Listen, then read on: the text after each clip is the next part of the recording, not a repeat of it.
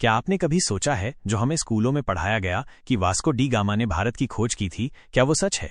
क्या भारत, जिसकी सभ्यता करोड़ों साल पुरानी है, वो किसी बाहरी इंसान की खोज पर टिका था?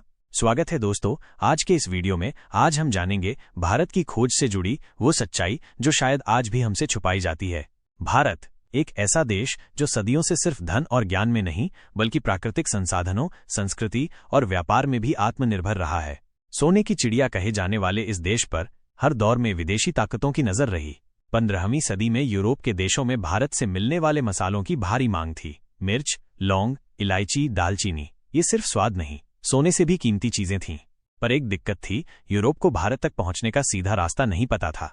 उस समय अरब के व्यापारी भारत से मसाले लाकर यूरोप में बेचते थे, लेकिन भारत का असली रास्ता कभी नहीं बताते थे। यूरोपीय समझ चुके थे अरबवासी उनसे कुछ छुपा रहे हैं। भारत 3 ओर से समुद्र से घिरा था और उत्तर में हिमालय। ऐसे में यूरोप के पास भारत तक पहुंचने के सिर्फ 3 संभावित रास्ते थे।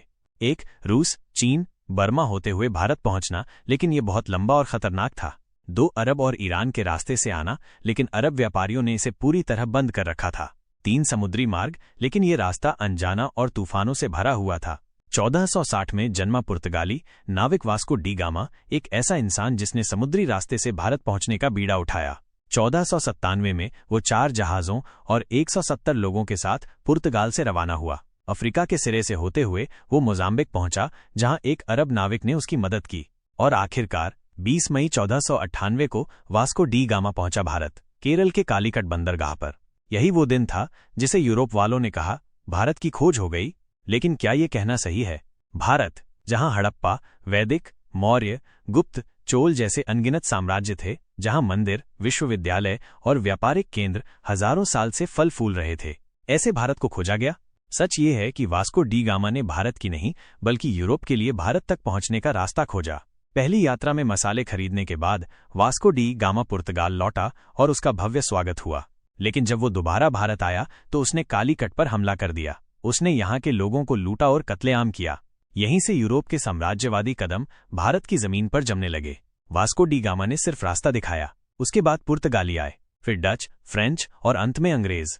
व्यापार के बहाने आए, धर्मांतरण किया, सत्ता छीनी और भारत की आत्मा पर हमला किया। 1524 में भारत से लौटने के बाद 24 मई को वास्को डी गामा की मृत्यु हो गई। आज भी पुर्तगाल की राजधानी लिस्बन में उसका भव्य स्मारक है, जहां से उसने भारत की यात्रा शुरू की थी। तो दोस्तों, सवाल उठता है, क्या भारत की खोज वाकई वास्को डी गामा ने की थी? नहीं, भारत न तब खोया था न आज। भारत एक जीवंत, शक्तिशाली और आत्मनिर्भर राष्ट्र था और रहेगा। अगर आप भी मानते हैं कि भारत की खोज का दावा एक झूठा इतिहास है, तो इस वीडियो को लाइक करें, अपने विचार हमें कमेंट्स में बताएं और हमारे चैनल को सब्सक्राइब करें ताकि हम और ऐसे वीडियो ला सकें। मिलते हैं अगले वीडियो में। जय हिंद।